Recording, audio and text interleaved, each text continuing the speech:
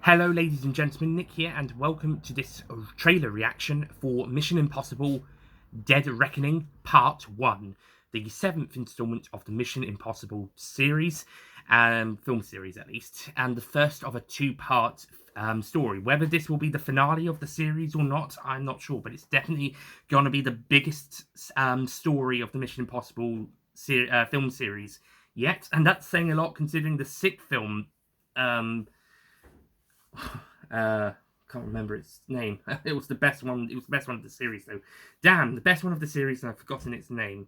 Fallout. Mission Impossible Fallout was an absolute cracker. That was such a great film. That was amazing. It was so good, and it was technically a part two to not Rogue Agent, the fifth film, Rogue Nation.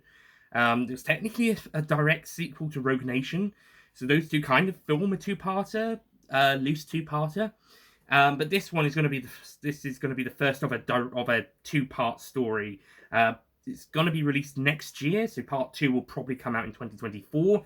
Both films have been delayed because of the fucking COVID pandemic. It was supposed to be 2021 and 22, then it was 22 and 23, and now it's going to be 23, 24. Fucking pandemic. So, Dead Reckoning Part 1. This trailer looks absolutely amazing. Stunning visuals, great action. Seeing some of the same cast from the previous films coming back, I mean, as well as Tom Cruise as Ethan Hunt. You got Simon Pegg as Benji, who's been in every film since the third one. Rebecca Ferguson's character's coming back. She's been in every film since the fifth. Vig Rhames is coming back again. So he's been in every film as well, although only in a cameo role in the fourth film. It's like might be having Ethan Hunt's wife back in the film, played by Michelle Monaghan, Julia. I think that might be her, possibly. So she's back. She appeared in the last film in a quite crucial role. She was in the third film in a crucial role and cameoed in the fourth. So she's been in almost every film since the third. And I think we're also getting Vanessa Kirby's character from the last film back as well as some new characters, including Hayley Atwell playing a new character and this new villain. We might I'm not sure if we saw in the trailer, but we might have Angela Bassett's character from the last film come back, as she's taking over, or had taken over from Alec Baldwin's character, who was introduced in the fifth film. So hopefully we'll see her in this film as well, maybe the next one as well, so long as they don't kill her off in this film. But yeah, hopefully.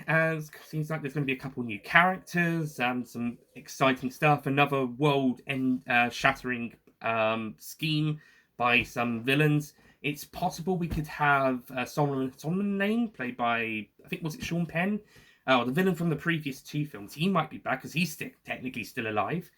He was the main villain of the fifth film, the secondary main villain of the sixth. So he could still be back in this film, because he's still alive, technically.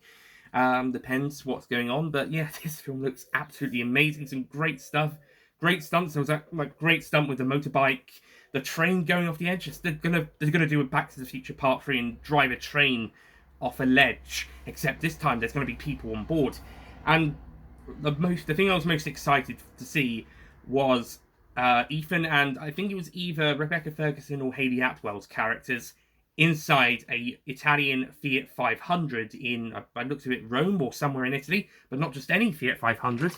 The yellow Fiat 500 from Luke that has been most famous outside of being a Fiat 500. The yellow Fiat especially has been most famous for being one of the cars driven by Lupin III.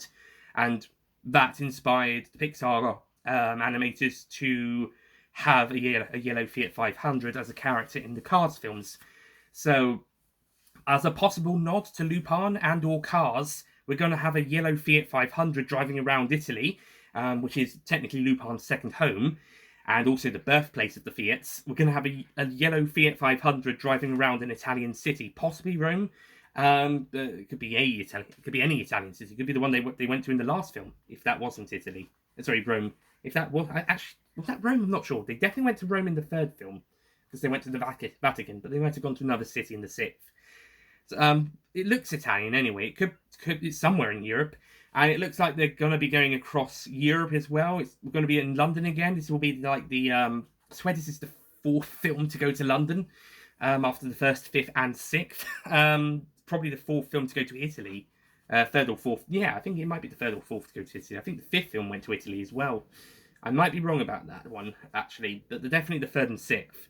And it's like we're going to a snowy mountain, like the last film. It looks like we are reusing a couple of locations, but if the story's amazing and the stunts are amazing, then why not? Although, like with Bond, it is nice to go to other new locations every now and again. It's still really great to also take advantage of the locations you've been to as well. And yeah, this and the new locations. We do have some new locations. We got the desert, which is this is new. I think it's going to be, well, maybe it's possibly the Middle East, which they did go to in the fourth film, but I think they're going to utilize the desert a bit more in this one than in the fourth film. And also, the snowy mountains could be a different location. It might not be Switzerland. It could be Austria or the Himalayas. So yeah, and it's looking really cool, really exciting, and so cool. Great in this and great action. Intrigued about the villain, what his deal is, and how he's going to relate to any of the previous films' villains. If Solomon Lane is going to come back, well, yeah, it looks so exciting. And what will the team do? Will they stick to their morals as they have been throughout the series, or will they, like with the main character of the TV series in the first film, go evil? Which I know a lot of fans and actors of the original series despise. And that film, that was one of the big criticisms of that film at the time, was that one of the original main characters, who in the film was played by Jon Voight, but played by another actor in the other series. But for that film, they turned him into the main villain, as opposed to being the hero. So is this film going to be, in the second film, are these two films going to be tackling the idea of maybe Ethan or his team possibly going evil? Like Jon Voight's character, who was played by another actor in the TV show. Are they going to say maybe some of these guys are going to go evil after all of this time? Or I'm not sure, but I look forward to finding out with Mission Impossible Dead Reckoning Part 1, 2023. Looking forward to it, and looking forward to Part 2, which will likely be in 2024, unless they do a Matrix 2 and 3 where they release both films in the same year. Which might not be the best idea, especially if they want more time to finish the movie, considering the pushbacks they've had. Fucking pandemic.